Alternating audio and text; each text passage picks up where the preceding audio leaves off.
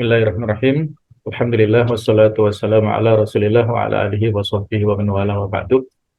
Ada 8 nasihat kehidupan, hikmah yang bisa kita ambil dari salah seorang ulama kita, yaitu Hatim Al-Asam. Beliau ini adalah salah seorang dari murid Syakik Al-Balkhi. Hatim Al-Asam ini diberi lakop atau julukan Al-Asam, itu artinya kan tuli. Karena pernah suatu saat beliau ini didatangi oleh seorang murid, seorang wanita bertanya kepada Hatim Al-Asam tentang satu permasalahan dalam kehidupan. Nah, pada saat si murid perempuan ini, atau mungkin kalau bahasa kita sekarang santriwati ini ya, bertanya kepada gurunya, itu dengan tanpa disadari atau tanpa sengaja oleh si santriwati ini buang angin atau kentut lah. Sehingga betapa malunya si santriwati ini kentut di hadapan gurunya, maka mukanya sampai memerah. Nah, dalam rangka untuk menutupi rasa malu daripada santriwatinya ini, Hatim Al-Asam mengatakan, coba kamu keraskan suaramu ya, saya tidak mendengarnya. Jadi pura-pura Hatim Al-Asam ini pura-pura tuli, sehingga kesimpulan daripada si santriwati ini bahwa si gurunya ini tidak mendengarkan buang anginnya tadi, suara buang anginnya tersebut, dan itu disampaikan kepada yang lainnya. Maka terkenalah sejak saat itu si alim Hatim ini dipanggil dengan Al-Asam ini, yaitu seorang yang tuli. Dan itu bukan masalah bagi beliau ya, walaupun mungkin sepertinya mendowngrade kapasitas beliau, tapi bagi ulama beliau yang mukhlis, yang ikhlas luar biasa, tidak ada masalah. Jadi suatu saat si guru atau sang guru ini memberikan pertanyaan ya, Syakik Al-Balkhi, ini seorang alim besar ya. Jadi kalau Hatim ini adalah seorang ulama dari Khorasan ya, dari wilayah Khorasan, dan lahir pada tahun sekitar 150 Hijriah, wafatnya 237 Hijriah. Di antara gurunya yang beliau mulai sama dengannya adalah Syakik Al-Balkhi, ini beliau juga seorang alim besar. Nah, Imam Syakik ini satu saat bertanya, wahai Hatim, sudah berapa lama engkau menuntut ilmu dariku? Maka sang murid menjawab, sudah 33 tahun, Insya Allah ya, sangat lama sekali. Kemudian sang guru bertanya, apa yang telah kau pelajari selama 30 tahun ini, 33 tahun ini? Maka dijawab oleh Hatim, hanya 8 hal. Maka betapa terkejutnya sang guru ya dengan mengatakan kalimat istirja. Innalillah wa inna ilaihi raji'un. Ku habiskan umurku untuk mendidikmu, namun kau hanya mempelajari 8 hal dariku. Jadi ucap Imam Syakik Al-Balkhi dengan heran. Maka muridnya mengatakan, benar ya Syekh, aku hanya mempelajari 8 hal saja. Aku tidak mau mendustai Anda. Maka sang guru meminta, coba sebutkan 8 hal yang telah kau pelajari dariku, itu apa saja? Maka disebutlah satu persatu ilmu yang telah diambil oleh Hatim Al-Asam ini dari gurunya, Syakik Al-Balkhi, yang ini juga menjadi nasihat bagi kita semuanya. Hatim Al-Asam berkata, yang pertama, kulihat setiap manusia memiliki seorang kekasih. Ketika dia mati, kekasihnya ikut mengantarkannya hingga ke kuburan, lalu meninggalkannya sendirian di sana.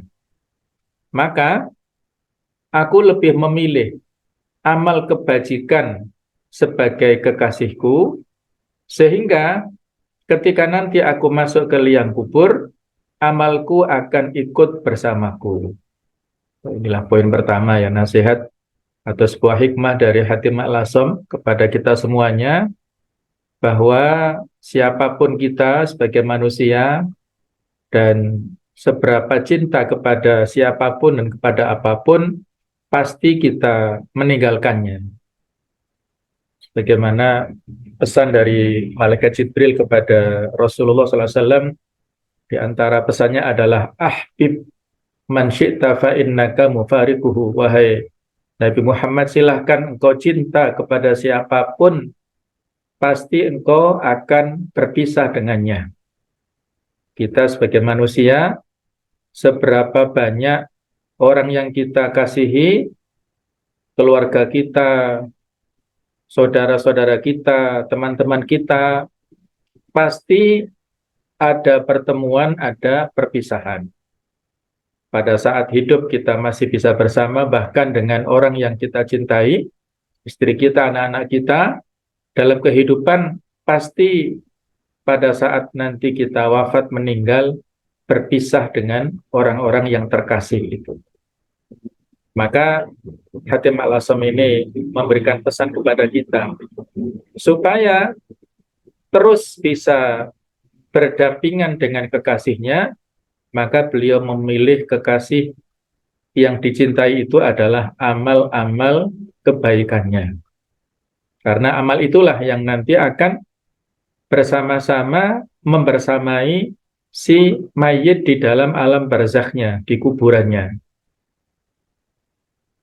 Bagaimana yang disebutkan dalam hadits yang sangat populer, ya, idza mata ibnu Adam inqata'a amaluhu illa min thalath.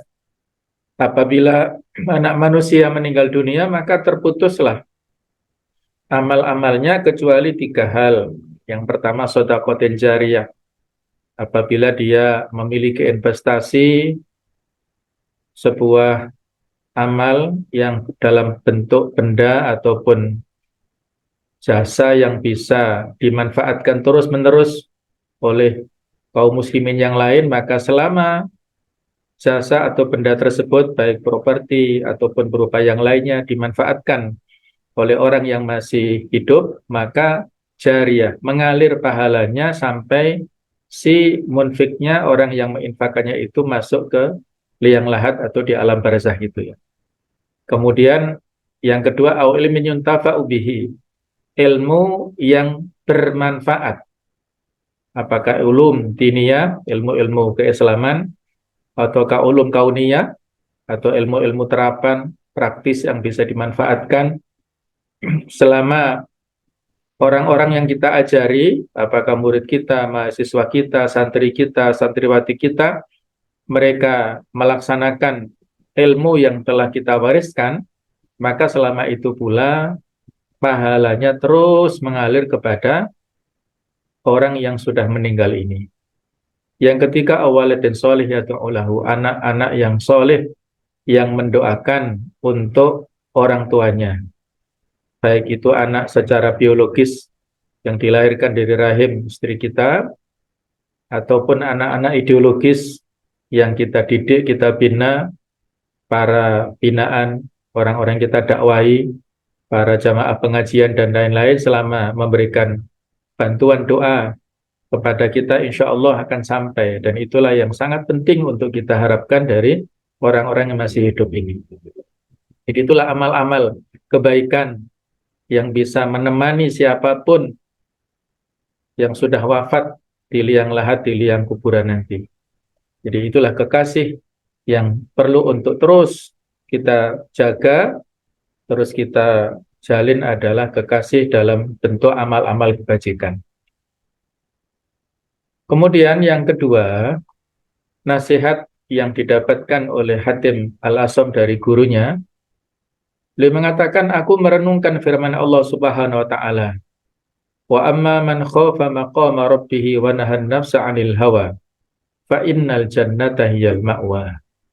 Dan adapun orang-orang yang takut kepada kebesaran Tuhannya dan menahan diri dari keinginan hawa nafsunya, maka surgalah yang akan menjadi tempat tinggalnya.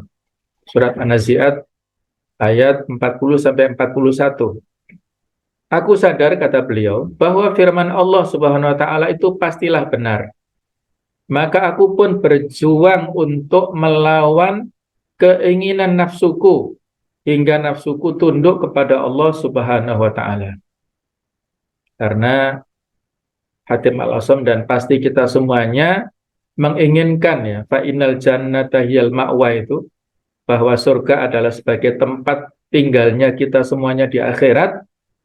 Maka salah satu syarat supaya kita dimasukkan ke surga adalah nahan nafsa anil hawa ini, menjaga atau menahan diri kita dari keinginan syahwat hawa nafsu kita ini, mengendalikan syahwat kita supaya tidak merajalela. Nah, itulah orang yang takut kepada Allah Ta'ala, maka harus menahan nafsunya, dan itu sebagai bekal untuk masuk ke surga. Maka poin yang kedua adalah menahan dan mengendalikan nafsu. Karena nafsu kita ini ada 3 jenis. Ada an-nafsu al-mutmainnah, jiwa yang tenang, jiwa yang senantiasa nyaman, mengajak kepada kebaikan. Yang kedua an-nafsu al-ammaratu bisu, jiwa yang senantiasa mengajak kepada keburukan. Dan yang ketiga adalah an-nafsul lawwamah, jiwa yang senantiasa menyesal setelah melakukan keburukan. Maka kita yang menginginkan jiwa kita ini masuk pada poin yang pertama, harus ada upaya-upaya dari kita untuk menjaga diri dari segala macam hawa nafsu yang syahwat ya. Kita tahu bersama bahwasanya kunci daripada amrodul qulub, penyakit hati, itu yang pertama adalah syahwat, yang kedua adalah syubhat. Sebagaimana yang menimpa Bani Israel dulu ya, orang Yahudi, itu karena syahwatnya, mereka tahu kebenaran, tetapi mereka masih melanggarnya, sementara orang-orang Nasrani kena penyakit syubhat, mereka tidak memiliki ilmu sehingga tidak bisa membedakan mana yang halal dan mana yang haram ya, mana yang baik dan mana yang buruk. Kalau orang yang bernafsu, syahwatnya itu sudah tahu, sudah punya ilmunya. Penyakit alim, orang yang berilmu, adalah penyakit syahwat ini yang lebih dominan. Dia tahu tentang sesuatu itu tidak baik, tapi dia masih melanggarnya dengan alasan-alasan tertentu. Nah, itulah yang harus kita pahami bersama, harus kita hindari ya, penyakit yang kuncinya atau sebabnya adalah karena syahwat ini.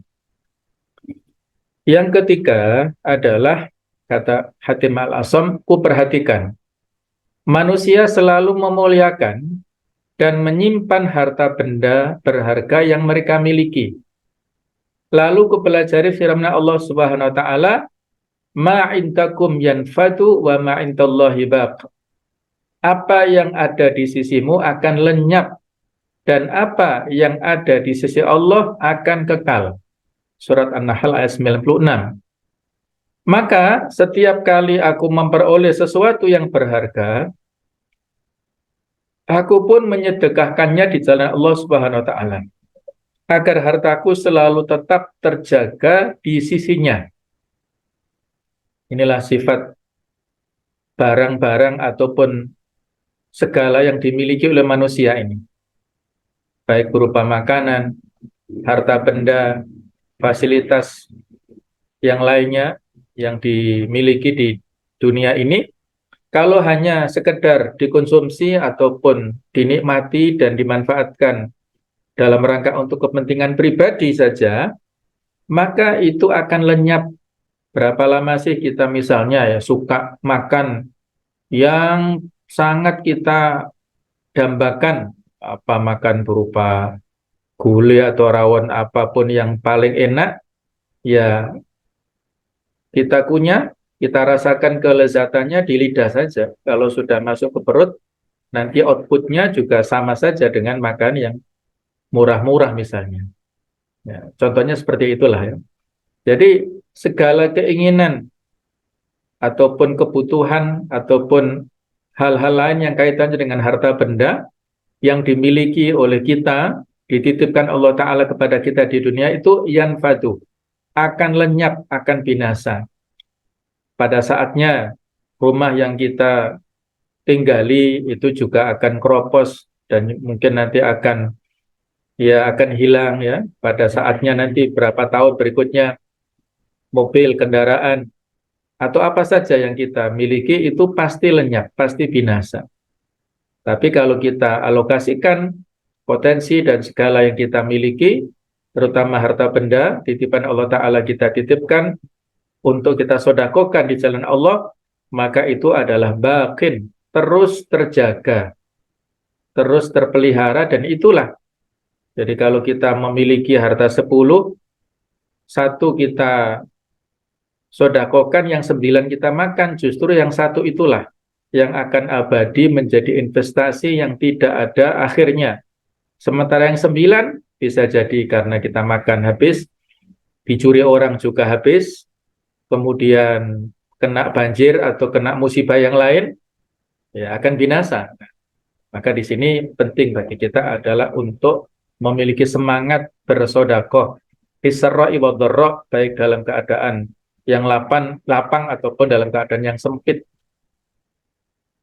Baiklah, berikutnya yang keempat, aku melihat setiap manusia mengejar harta, kedudukan, kehormatan, dan kemuliaan nasab. Namun setelah aku mempelajarinya, ternyata semua itu tidak ada apa-apanya. Saat aku membaca wahyu Allah Subhanahu wa taala, inna akramakum indallahi atqakum. Sesungguhnya orang yang paling mulia di sisi Allah adalah orang yang paling bertakwa kepada Allah di antara kalian. Al-Hujurat ayat 13 ini. Oleh karena itulah, aku pun beramal untuk mewujudkan takwa agar aku memperoleh kedudukan yang mulia di sisi Allah Subhanahu wa taala. Ya. Jadi apapun yang kita miliki berupa kekayaan harta, berupa tingginya kedudukan, berupa kehormatan, kemuliaan nasab dan lain-lain, ini hanya fitnah cobaan bagi kita semata-mata, bukan parameter kemuliaan, bukan parameter kebahagiaan juga, dan juga bukan parameter kehormatan. Tetapi kehormatan, kemuliaan yang paling utama di sisi Allah Ta'ala itu adalah ketakwaan kita. Innallaha la yanduru ila suwarikum. Allah tidak melihat pada bentuk kalian, wala ila jasamikum, dan juga kepada fisik-fisik kalian, walakin yanduru ila qulubikum. Akan tetapi Allah melihat kepada hati kalian. Yang dimaksud dengan hati itu adalah takwa, karena dalam teks yang lain at-taqwa hahuna. Takwa itu di sini, yaitu dalam hati kita, yang terekspresi dalam amal perbuatan.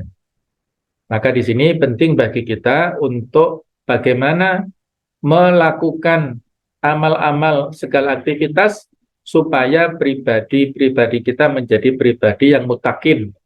Pesan takwa yang saking pentingnya disampaikan oleh setiap khotib Jumat, dan setiap Jumatnya itu adalah merupakan rukun khutbah.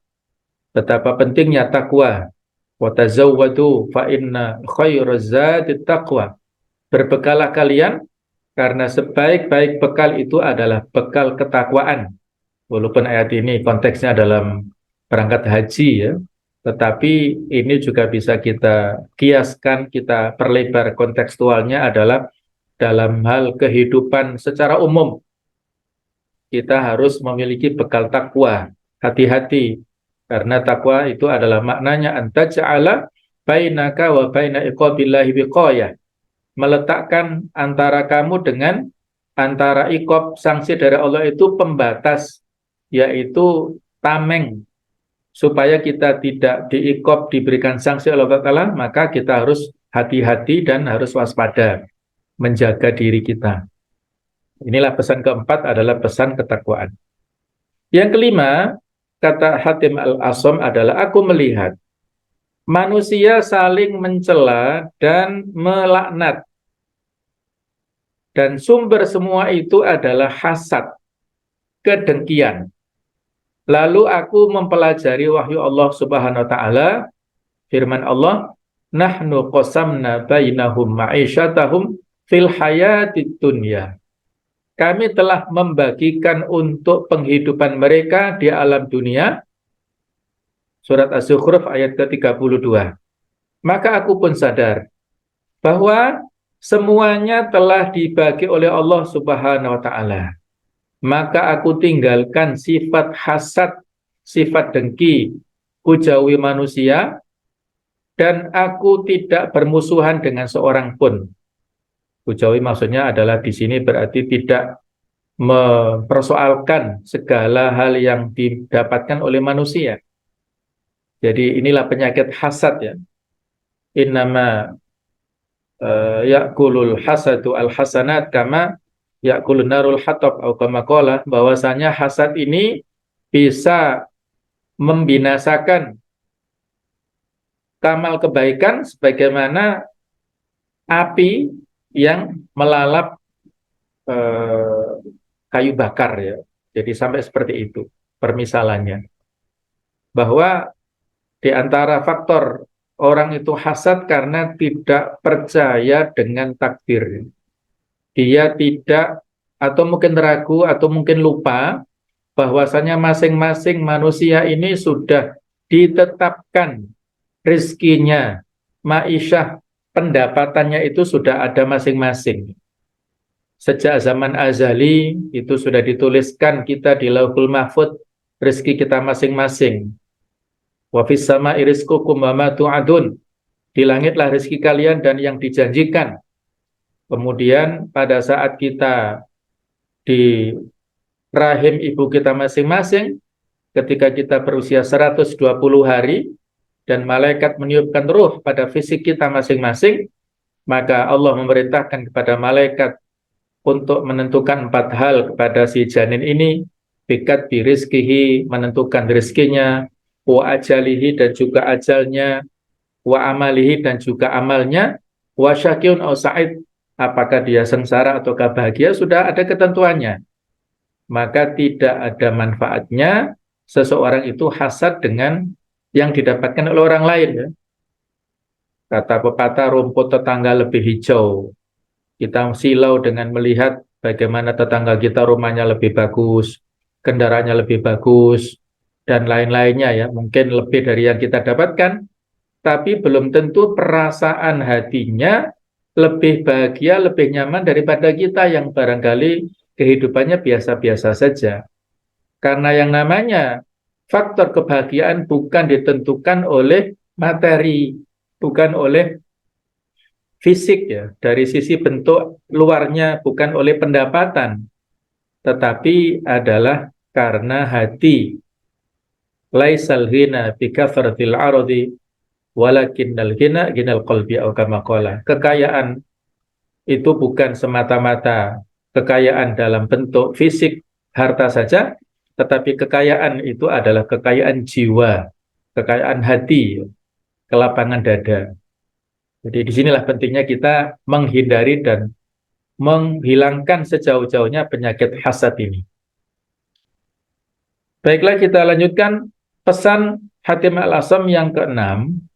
Kulihat manusia saling menganiaya dan saling membunuh. Padahal Allah Ta'ala berfirman, Inna syaitana lakum adu fattakhiduhu aduwa. Sesungguhnya syaitan itu adalah musuh bagimu, maka jadikanlah ia sebagai musuhmu. Surat Fatir ayat yang ke-6. Oleh sebab itu, kutinggalkan permusuhan dengan manusia dan kujadikan syaitan sebagai satu-satunya musuhku. Aku selalu mewaspadainya dengan sekuat tenaga. Sebab Allah Subhanahu wa taala sendiri yang telah menjadikan syaitan sebagai musuhku. Wala tattabi'u khutuwati syaitan innahu lakum aduwwum mubin. Janganlah sekali-kali kalian mengikuti langkah-langkah syaitan, karena syaitan itu adalah musuh yang nyata bagimu.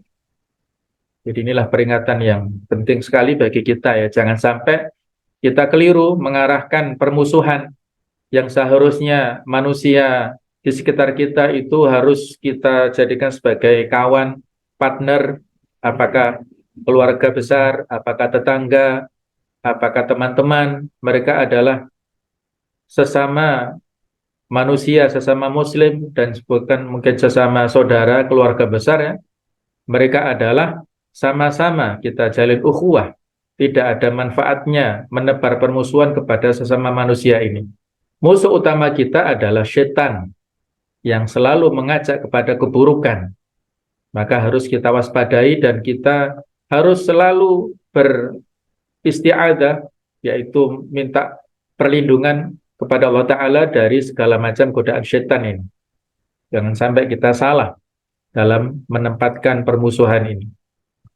Yang ketujuh adalah, aku melihat setiap orang hanya demi sepotong roti atau harta, mereka rela menghinakan diri mereka sendiri dengan melakukan hal-hal yang diharapkan oleh Allah. Lalu kuperhatikan firman Allah Subhanahu wa taala, "Wa ma min dabbatin fil ardi illa 'alallahi rizquha." Dan tiada satupun binatang melata, makhluk yang berjalan di muka bumi ini, melainkan Allah telah menanggung rezekinya. Surat Hud ayat yang ke-6. Maka aku sadar bahwa diriku adalah salah satu dari yang melata itu. Dan Allah Ta'ala telah menjamin rezekiku.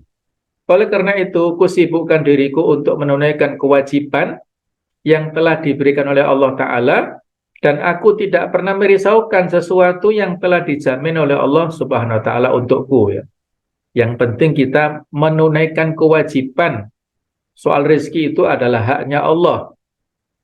Nah, jadi kalau misalnya ada ilustrasi ya, entah kisah nyata atau fiktif gitu ya, ada seorang ustadz yang mampir ke salah satu orang yang berprofesi tambal ban. Kebetulan ustadz ini bawa motor yang bocor bannya. Nah, di situ ada dialog ya. Si tukang tambal ban barangkali mungkin sudah kenal sama ustadznya ini, mengadu lah, curhat, "Ustadz, kenapa sih saya ini kehidupannya, ya keluarga saya, anak saya, dan ya setiap waktu saya ini ya mendapatkan hal-hal yang terus ya, yang menyusahkan ya, tidak pernah mendapatkan rezeki atau mendapatkan kebahagiaan. Kira-kira kenapa Ustadz?" Maka beliau bertanya si Ustadz ini, "Kamu kalau mendengar ya mendengar ini azan ya, kamu memenuhi nggak panggilan azan itu? Sholat di musola misalnya, atau di masjid?" Kata dia, "Nggak pernah Ustadz, jangankan sholat ke masjid, ke musola, sholat sendiri pun juga seringnya saya bolong ya, nggak menunaikan ya karena alasan ini itu." Terus ditanya lagi, "Kamu kalau puasa Ramadan, puasa nggak?" Katanya, "Ya kadang-kadang puasa, kadang-kadang nggak, tapi sering nggaknya." "Terus kamu berapa waktu tilawah baca Al-Quran itu? Tiap hari kamu baca nggak?"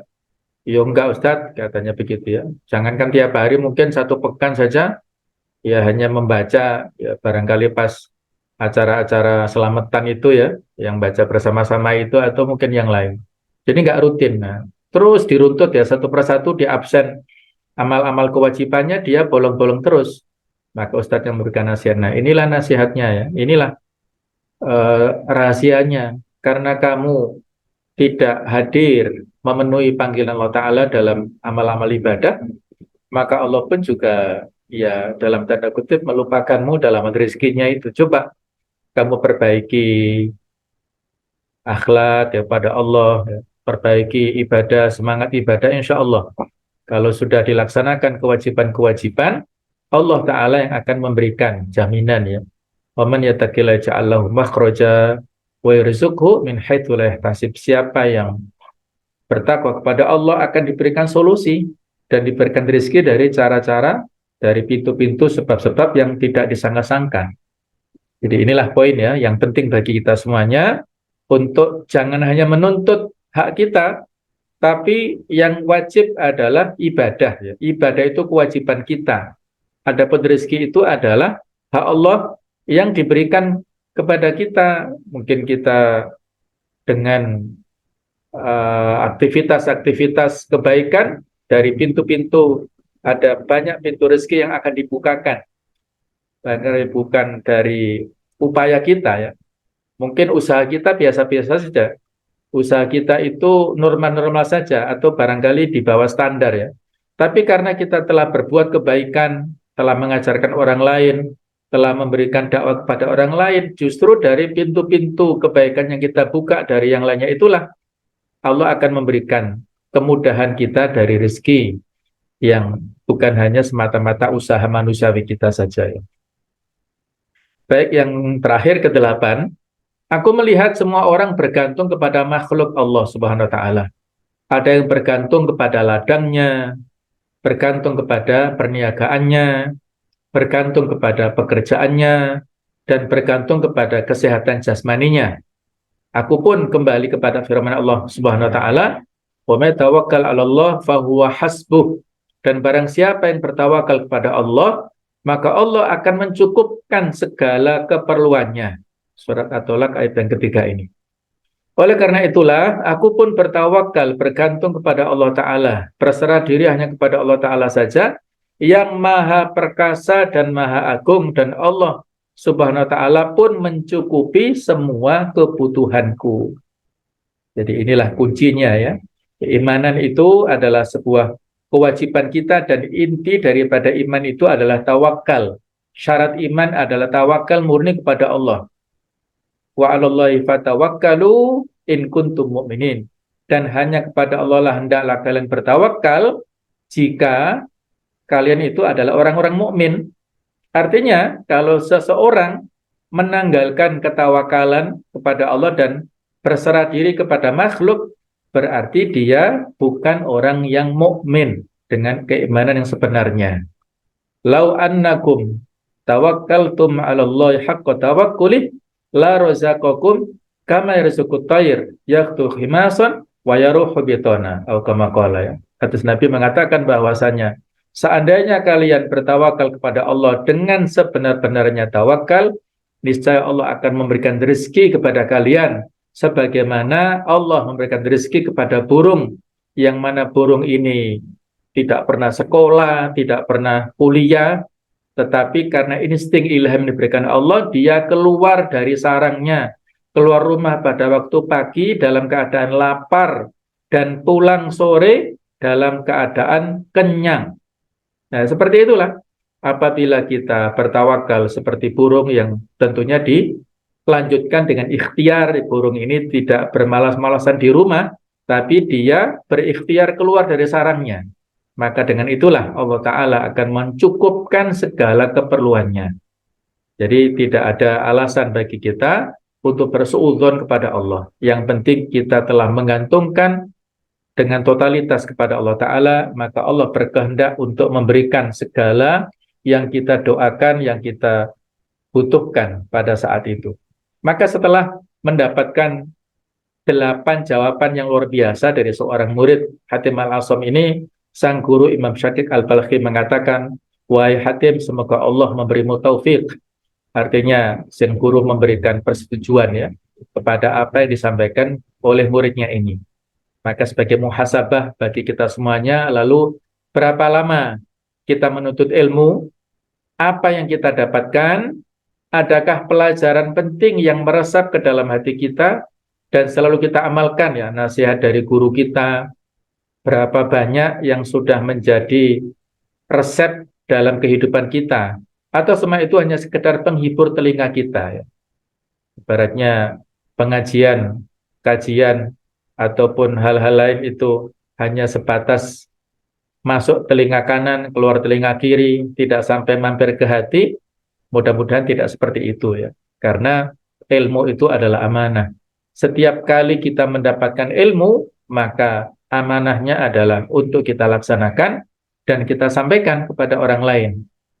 Nah, maka disinilah nasihat untuk kita semuanya, bahwasanya kita mudah-mudahan ya, setiap waktu, setiap saat, semakin bertambah ilmu yang kita dapatkan, maka semakin menjadikan kita lebih baik daripada waktu-waktu sebelumnya.